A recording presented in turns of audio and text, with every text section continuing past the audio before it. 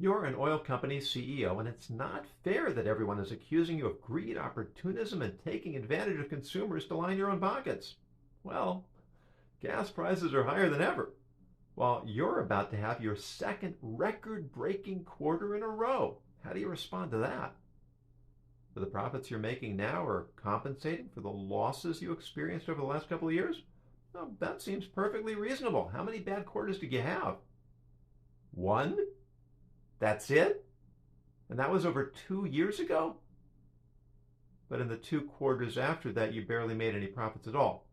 You mean you covered your corporate expenses, you paid all your employees, you still had money left over, but it wasn't enough. You wouldn't characterize it that way. How would you characterize it? It's all about being fair. What does that mean? It's not fair that your stockholders shouldn't see returns on their investment, and not fair to your executives that they shouldn't get bonuses. So you're saying it's only fair that you pay for executive bonuses above the salaries they're already making by raising prices while lower and middle class consumers struggle to cover their food, energy, and commuting expenses. You wouldn't characterize it that way either?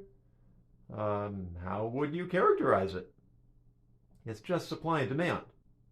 Oh, after COVID, people are traveling more, so they need more gas.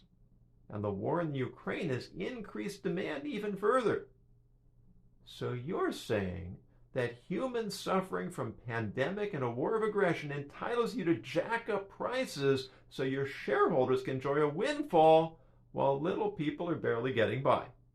Wait, let me guess. You wouldn't characterize it that way. What's that? Consumers should be grateful. And why is that? Because you would have liked to raise prices even higher, but you showed compassion and self-restraint by keeping them where they are. I'm not sure consumers will see it that way. They don't mind you making money.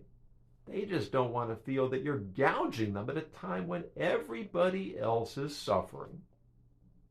You say everybody isn't suffering? Because no one you know is suffering. Well, I'd be happy to introduce you to a couple of 100 million people who would be eager to help you broaden your horizons.